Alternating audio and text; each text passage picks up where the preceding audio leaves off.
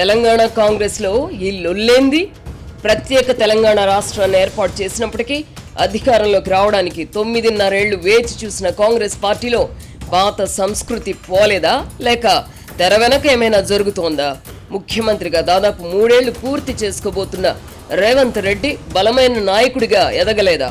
కాంగ్రెస్ పార్టీలో తాజాగా చోటు చేసుకుంటున్న పరిణామాలు ఆ పార్టీ సంస్కృతిలో భాగమేనా, లేక ముఖ్యమంత్రి వర్గీయులు ఆరోపిస్తున్నట్టుగా వీటి వెనుక కుట్ర ఏమైనా ఉందా? పార్టీ గడ్డు పరిస్థితుల్లో ఉన్నప్పుడు నాయకత్వ బాధ్యతలు చేపట్టి పార్టీని అధికారంలోకి తీసుకురావడంలో ప్రధాన పాత్ర పోషించిన రేవంత్ రెడ్డి నాయకత్వాన్ని ఇప్పటికీ కొంతమంది కాంగ్రెస్ నేతలు అంగీకరించలేకపోవడానికి కారణం ఏంటి? ఈ పరిస్థితికి కాంగ్రెస్ అధిష్టానం బాధ్యత ఎంత? ముఖ్యమంత్రి రేవంత్ రెడ్డి బాధ్యత ఎంత? క్షేత్రస్థాయిలో కథన కుతూహలంతో ముందుకు దూసుకుపోతున్న భారత రాష్ట్ర సమితిని ఎదుర్కోవడం ఎలా అని ఆలోచించకుండా అంతర్గత కుమ్ములాట్లకు పాల్పడుతున్న కాంగ్రెస్ పార్టీపై ప్రజల్లో ఏవగింపు ఏర్పడితే అందుకు ఎవరిది బాధ్యత? ఎమ్మెల్యే రాజగోపాల్ రెడ్డి, మంత్రి కొండా సురేఖ కుమార్తె సుస్మితా పటేల్ ఇలా ఒకరి తర్వాత ఒకరు ముఖ్యమంత్రి రేవంత్ రెడ్డిపై విమర్శలు ఎక్కుపెట్టడం యాదృచ్ఛికమని భావించలేని పరిస్థితి. తెలంగాణ రాష్ట్రాన్ని ఏర్పాటు చేసిన కాంగ్రెస్ పార్టీకి ఈ దుస్థితి ఏమిటి? రాయలసీమకు చెందిన రాజశేఖర్ రెడ్డి నాయకత్వంలో కిక్కురుమనకుండా పనిచేసిన తెలంగాణ కాంగ్రెస్ నాయకులు ఇప్పుడు తమ ప్రాంతానికే చెందిన రేవంత్ రెడ్డి నాయకత్వాన్ని ఎందుకు ఆమోదించలేకపోతున్నారు? ఈ క్రమంలో ఆత్మ పరిశీలన చేసుకోవాల్సింది రేవంత్ రెడ్డా లేక కాంగ్రెస్ అధిష్టానమా అన్నది ఇప్పుడు చూద్దాం.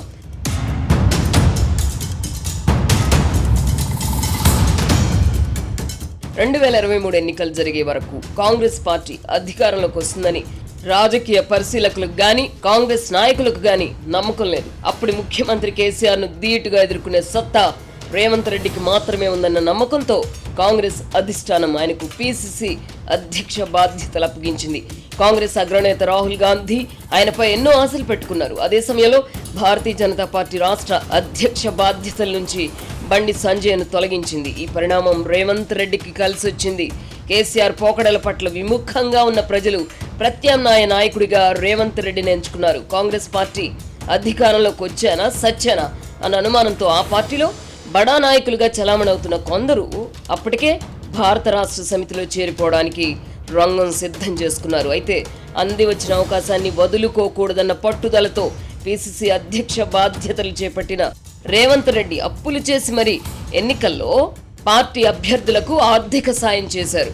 కాంగ్రెస్ అధికారంలోకి వచ్చి ఉండకపోతే రేవంత్ రెడ్డి పరిస్థితి ఏమిటి అని అప్పట్లో ఆయన అనుచరులు ఆందోళన చెందారు కూడా.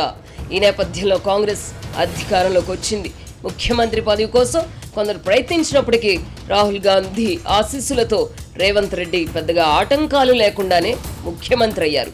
అయితే కాంగ్రెస్ పార్టీకి సంబంధించినంత వరకు జూనియర్ అయిన రేవంత్ రెడ్డి నాయకత్వంలో పనిచేయడానికి ఇప్పటికీ కొందరు సీనియర్లు మొరాయిస్తూనే ఉన్నారు. సీనియారిటీ ముఖ్యమా, సమర్థత ముఖ్యమా అంటే ఎవరైనా సమర్థతకే ఓటు వేస్తారు.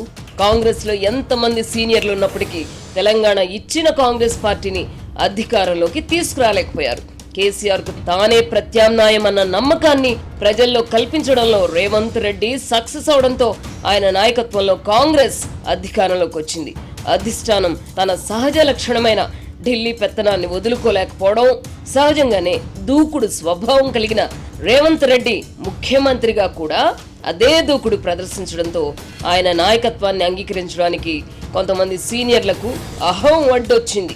రేవంత్ రెడ్డిని కాదనుకుంటే తెలంగాణలో కాంగ్రెస్ పార్టీ మనుగడ ప్రశ్నార్థకం అవుతుందని తెలిసి కూడా అధిష్టానం ఆయనకు స్వేచ్ఛనివ్వకుండా ముఖ్యమంత్రిపై ఫిర్యాదు చేస్తున్న వాళ్లను ప్రోత్సహించింది. రేవంత్ రెడ్డి కూడా కాంగ్రెస్ సంస్కృతికి తగ్గట్టుగా తనను తాను మలుచుకునే ప్రయత్నం చేయలేదు. ఒక నాయకుడిగా అవసరమైన పరిణితిని ప్రదర్శించలేదు. పలు సందర్భాల్లో ఆయన తొందరపాటు ప్రదర్శించిన ఉదంతాలు ఉన్నాయి. మొత్తంగా కాంగ్రెస్ ప్రభుత్వానికి దశ దిశ లేదన్న భావన ప్రజల్లో వ్యాపించడం మొదలైంది. పాత కాంగ్రెస్ సంస్కృతి విస్తరించింది. పార్టీలో క్రమశిక్షణ కట్టుతప్పింది. ఈ పరిణామాలను ప్రధాన ప్రతిపక్షమైన భారత రాష్ట్ర సమితి సహజంగానే తనకు అనుకూలంగా మార్చుకోవడానికి వ్యూహాలను సిద్ధం చేసుకుంది. తెలుగుదేశం పార్టీ నుంచి వచ్చిన ముఖ్యమంత్రి రేవంత్ రెడ్డి కాంగ్రెస్ సంస్కృతిని అలవర్చుకోవడానికి ఇబ్బంది పడుతున్నారు. ఫలితంగా పార్టీ పైన ప్రభుత్వం పైన ఆయనకు పట్టు చిక్కలేదన్న అభిప్రాయం ఏర్పడింది.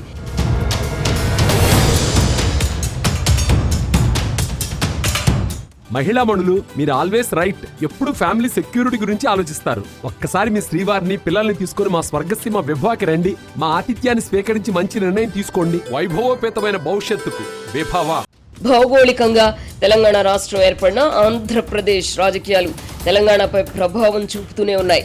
ఉభయ రాష్ట్రాల మాజీ ముఖ్యమంత్రులు కేసీఆర్, జగన్మోహన్ రెడ్డి ఒక జట్టుగా ఏర్పడగా ప్రస్తుత ముఖ్యమంత్రులు చంద్రబాబు నాయుడు, రేవంత్ రెడ్డి మధ్య పాత సాన్నిహిత్యం మరింత బలపడింది.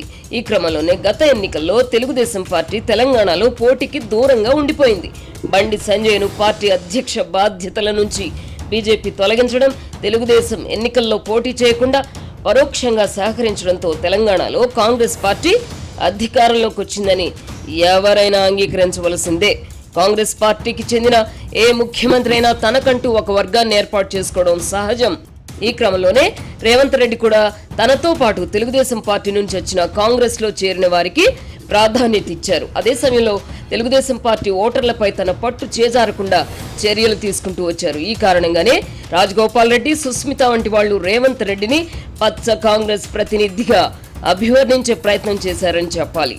హైదరాబాద్ లోని మైత్రివనం వద్ద ఎన్టీఆర్ విగ్రహం ఏర్పాటు చేయడం, ఆ సందర్భంగా రేవంత్ రెడ్డి చేసిన వ్యాఖ్యలపై కొంతమంది కాంగ్రెస్ నాయకులు అధిష్టానానికి ఫిర్యాదులు చేశారు. ఈ ఫిర్యాదులపై రేవంత్ రెడ్డి సంజాయిషి ఇచ్చుకోవాల్సి వచ్చింది. కారణం ఏమైనప్పటికీ కాంగ్రెస్ పార్టీకి చెందిన కొంతమంది నాయకులు ఇప్పటికీ రేవంత్ రెడ్డిని తెలుగుదేశం పార్టీ ప్రతినిధిగానే చూస్తున్నారు.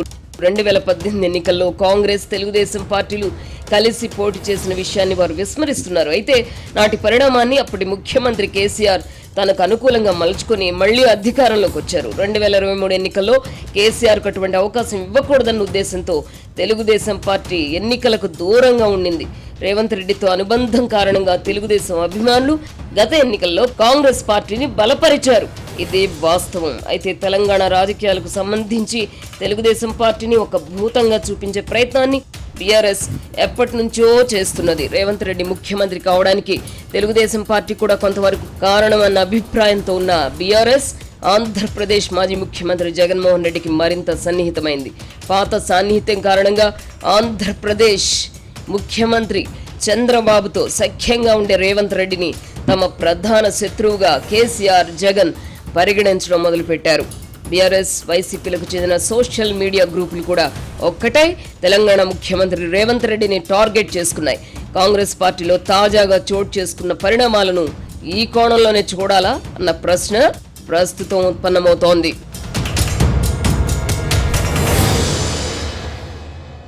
మహిళా మణులు, మీరు ఆల్వేస్ రైట్. ఎప్పుడు ఫ్యామిలీ సెక్యూరిటీ గురించి ఆలోచిస్తారు. ఒక్కసారి మీ శ్రీవారిని, పిల్లల్ని తీసుకుని మా స్వర్గసీమ విభాకి రండి. మా ఆతిథ్యాన్ని స్వీకరించి మంచి నిర్ణయం తీసుకోండి. వైభవోపేతమైన భవిష్యత్తుకు విభావా.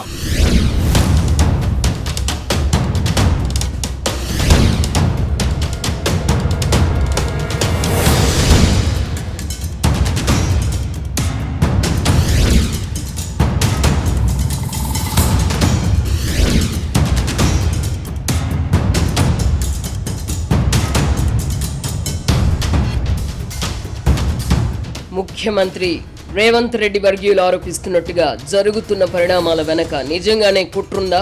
బీఆర్ఎస్, వైసీపీ ఏకమై రేవంత్ రెడ్డికి వ్యతిరేకంగా కుట్ర చేస్తున్నాయని ముఖ్యమంత్రి వర్గీయులు భావిస్తున్నారు. తెలంగాణలో కేసీఆర్ మళ్లీ అధికారంలోకి రావాలంటే ముఖ్యమంత్రి రేవంత్ రెడ్డి బలహీన పడాలి. కాంగ్రెస్ పార్టీ బలహీన పడడం కంటే రేవంత్ రెడ్డి బలహీన పడడమే బీఆర్ఎస్ కు ముఖ్యం. ముఖ్యమంత్రిగా రేవంత్ రెడ్డి విఫలమైతే తమ పార్టీకి తిరుగుండదని బీఆర్ఎస్ ముఖ్యులు అభిప్రాయపడుతున్నారు. ఈ కారణంగానే కేసీఆర్, జగన్మోహన్ రెడ్డికి చెందిన సొంత పత్రికలు కూడా రేవంత్ రెడ్డినే టార్గెట్ చేస్తున్నాయి. ఈ రాజకీయ ప్రత్యర్థులతో పాటు ఇప్పుడు అంతర్గత శత్రువులు కూడా ఏకం కావడం యాదృచ్ఛికమా, లేక దీని వెనక కుట్ర ఏమైనా ఉందా అన్న అనుమానం సహజంగానే వ్యక్తమవుతోంది. రేవంత్ రెడ్డిపై ప్రత్యక్షంగా లేదా పరోక్షంగా విమర్శలు చేస్తున్న మంత్రి కొండా సురేఖ, ఎమ్మెల్యే రాజగోపాల్ రెడ్డిలు జగన్మోహన్ రెడ్డికి సన్నిహితులు అన్న విషయాన్ని ముఖ్యమంత్రి వర్గీయులు గుర్తు చేస్తున్నారు. ఉమ్మడి రాష్ట్రంలో కొండా సురేఖ కొంతకాలం పాటు వైసీపీలో పనిచేయడాన్ని వారు ప్రస్తావిస్తున్నారు. కోమటిరెడ్డి రాజగోపాల్ రెడ్డికి వైఎస్ రాజశేఖర్ రెడ్డి కుటుంబానికి ఉన్న సాన్నిహిత్యం తెలిసిందే. ముఖ్యమంత్రి వర్గీయులు వ్యక్తం చేస్తున్న ఈ అనుమానాల్లో నిజముందో లేదో తెలియదు కానీ కాంగ్రెస్ పార్టీలో పరిస్థితి అదుపు తప్పుతోందన్నది నిజం. ఈ పరిస్థితికి అడ్డుకట్ట వేయవలసిన బాధ్యత ముఖ్యమంత్రి రేవంత్ రెడ్డిపైనే కాదు, కాంగ్రెస్ అధిష్టానంపై కూడా ఉంది. పార్టీలో క్రమశిక్షణ నెలకొనడానికై కాంగ్రెస్ అధిష్టానం దృఢ నిశ్చయంతో వ్యవహరించాలి. ముఖ్యమంత్రి రేవంత్ రెడ్డిపై నమ్మకం లేకపోతే ఆ విషయం చెప్పి ఆయనను తప్పించి మరొకరిని ముఖ్యమంత్రిని చేయాలి. అలా కాదనుకుంటే రేవంత్ రెడ్డికి తగిన స్వేచ్ఛ ఇవ్వాలి. ముఖ్యమంత్రి అండగా నిలబడాలి.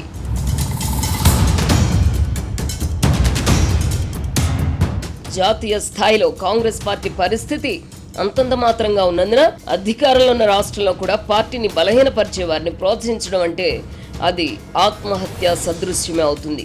కర్ణాటకలో ముఖ్యమంత్రిని మార్చిన తర్వాత మంత్రివర్గంలో చోటు దక్కని ఎమ్మెల్యేలు రాజీనామా చేస్తామని బెదిరింపులకు దిగినప్పుడు ఎవరైనా రాజీనామా చేస్తే అరగంటలోనే ఆమోదిస్తామని పార్టీ అధిష్టానం హెచ్చరించడంతో అసంతృప్త ఎమ్మెల్యేలు సర్దుకున్నారు. ఇప్పుడు తెలంగాణలో కూడా ముఖ్యమంత్రిని బాహటంగా విమర్శిస్తున్న వారిపై చర్యలైనా తీసుకోవాలి, లేదా తప్పు ముఖ్యమంత్రిదే అయితే ఆయనను సరిదిద్దాలి. అంతేకాని సాచివేత ధోరణిని ప్రదర్శించడం వల్ల పరిస్థితి చేదాటిపోతుంది. ప్రజల్లో ఇప్పటికే ప్రభుత్వ వ్యతిరేకత విస్తరిస్తోంది. ఈ పరిస్థితుల్లో కాంగ్రెస్లో అంతర్గత పోరు ముదిరితే పార్టీ మళ్లీ అధికారంలోకి రాదన్న భావన మరింత బలపడుతుంది. కాంగ్రెస్ అధిష్టానం ఈ వాస్తవాన్ని గుర్తించి వెంటనే విరుగుడు చర్యలు చేపట్టాలి. లేని పక్షంలో భారత రాష్ట్ర సమితి తిరిగి అధికారంలోకి రావడానికి మార్గం సుగమం చేసినట్టు అవుతుంది. పార్టీ అధిష్టానంతో పాటు ముఖ్యమంత్రి రేవంత్ రెడ్డి కూడా ఈ పరిస్థితిని అధిగమించడానికి తనను తాను సంస్కరించుకోవాలి. ఆయన వెంటనే ఆత్మ పరిశీలన చేసుకోవాలి. తన వైపు తప్పులు జరిగింటే సరిదిద్దుకోవాలి. ప్రభుత్వ వ్యవహారాల్లో ముఖ్యమంత్రి సోదరుల జోక్యం ఎక్కువగా ఉంటోందన్న ఆరోపణలు బలంగా వినిపిస్తున్నాయి. ఇందులో నిజం ఉంటే మాత్రం తన సోదరులను కట్టడి చేయడానికి రేవంత్ రెడ్డి చర్యలు తీసుకోవాలి. ప్రభుత్వ వ్యవహారాల్లో తన సోదరుల జోక్యాన్ని అడ్డుకట్ట వేయగలిగితే రాజకీయ ప్రత్యర్థులే కాదు, పార్టీలోని అంతర్గత శత్రువులకు కూడా విమర్శలు చేయడానికి అవకాశం ఉండదని ముఖ్యమంత్రి గుర్తించాలి. ఈ దిశగా చర్యలు తీసుకున్నప్పుడు రేవంత్ రెడ్డికి నైతిక బలం దానంతట అదే వస్తుంది. ముందుగా ఇంటిని చక్కదిద్దుకోగలిగితే ఆ తర్వాత పార్టీలో పరిస్థితులను అదుపులో పెట్టడం సులువవుతుంది.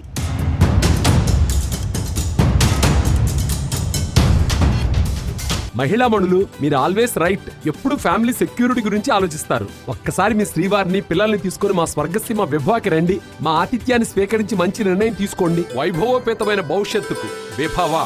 కొన్ని శాఖల్లో అవినీతికి సంబంధించిన ఆరోపణలు బలంగా వినిపిస్తున్నాయి. ఈ అంశంపై కూడా ఆయన దృష్టి పెట్టాలి. ప్రైవేట్ ఆస్తులను 22A జాబితాలో పెట్టడంపై ప్రభుత్వం అప్రతిష్ట పాలు కావడం తెలిసిందే.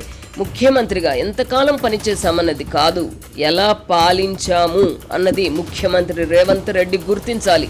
కాకిలా కలకాలం ఉండాలని కోరుకోకూడదు. హంసలా 6 నెలలు బతికినా చాలు అంటారు. ముఖ్యమంత్రి పదవి చేపట్టిన వాళ్ళు అదే విధంగా ఆలోచించాలి. డాక్టర్ మర్రి చెన్నారెడ్డి ఉమ్మడి రాష్ట్రానికి 2 పర్యాయాలు ముఖ్యమంత్రిగా పనిచేసిన 5 ఏళ్లు కూడా అధికారంలో ఉండలేకపోయారు. అయినా ఆయనను ఇప్పటికీ బలమైన నాయకుడిగా మనం గుర్తు చేసుకుంటున్నాం. తెలంగాణ రాష్ట్రం ఏర్పడిన తర్వాత కేసీఆర్ కూడా ఆ స్థాయిలో బలమైన నాయకుడిగా గుర్తింపు పొందారు. ఎన్నికల్లో గెలుపోటములు సహజం. ఎంత బలమైన నాయకుడైనా శాశ్వతంగా అధికారంలో ఉండిపోరు. అలా ఉండాలని అనుకోవడం ప్రకృతి ధర్మానికి విరుద్ధం. అధికారం కోల్పోయిన తర్వాత కూడా తమను ఎంతమంది గుర్తుపెట్టుకుంటారు, తమకు ఎంతమంది అనుచరులు మిగులుతారు అని ఆలోచించాలి. రేవంత్ రెడ్డి కూడా ఈ దిశగానే ఆలోచించాలి. నిజానికి రాష్ట్ర కాంగ్రెస్లో ఆయనకు ప్రత్యామ్నాయ నాయకుడు లేరు. ముఖ్యమంత్రి కావాలని చాలా మందికి కోరిక ఉండవచ్చును కానీ రేవంత్ రెడ్డికి ప్రత్యామ్నాయం అని చెప్పుకోదగిన నాయకులు కాంగ్రెస్ పార్టీలో ఉన్నారా అంటే చెప్పడం కష్టమే. ఈ కారణంగా రేవంత్ రెడ్డి తనలోని లోపాలను సరిదిద్దుకోవడంతో పాటు బలమైన నాయకుడిగా ఎదగడానికి మరింతగా కృషి చేయాలి. పార్టీ పైన, ప్రభుత్వం పైన పట్టు పెంచుకోవడానికే ఆయన కఠినంగా వ్యవహరించాలి. అదే సమయంలో పరిణితి ప్రదర్శించాలి. తప్పించుకు తిరుగువాడు ధన్యుడు సుమతి అన్న సుమతి శతకం రాజకీయాలలో కుదరదు. సమస్యల నుంచి దూరంగా పారిపోకూడదు. సమస్యాత్మకంగా మారిన వారిని ఎదుర్కొనే ఓర్పు, నేర్పు ప్రదర్శించాలి. సమస్యలతో వచ్చిన వారిని కలుసుకోకుండా దూరంగా ఉండిపోవడం వల్ల సమస్య పరిష్కారం కాకపోగా మరింత ముదురుతుంది. మంత్రులు, అధికారులపై ముఖ్యమంత్రికి పట్టు లేదన్న అభిప్రాయం ఉంది. ఈ అభిప్రాయం పోగొట్టడానికి రేవంత్ రెడ్డి వెంటనే చర్యలు తీసుకోవాలి. ముఖ్యమంత్రిగా అరుదైన అవకాశం లభించింది అని సంతృప్తి చెందితే సరిపోదు. ముఖ్యమంత్రి అంటే ఇలాగే ఉండాలని రుజువు చేసుకోవాలి. ముఖ్యమంత్రి అంటే మంత్రులు ఎమ్మెల్యేల్లో గౌరవం లేదా భయం ఉండాలి. ఈ రెండింటిలో ఏదో ఒకటి లేనప్పుడు ఆ పదవిలో కొనసాగినా ఒకటే, కొనసాగకపోయినా ఒకటే. ఈ వాస్తవాన్ని గుర్తించి దృఢ చిత్తంతో వ్యవహరించి బలమైన నాయకుడిగా ఎదగడమా లేదా అన్నది రేవంత్ రెడ్డి అనుసరించబోయే వైఖరిని బట్టి ఉంటుంది. రాష్ట్ర కాంగ్రెస్ కు కాయకల్ప చికిత్స చేసి బతికించుకుంటారో లేక శస్త్ర చికిత్స చేసి నిలబెట్టుకుంటారో అన్నది కాంగ్రెస్ అధిష్టానంతో పాటు ముఖ్యమంత్రి నిర్ణయించుకోవాలి.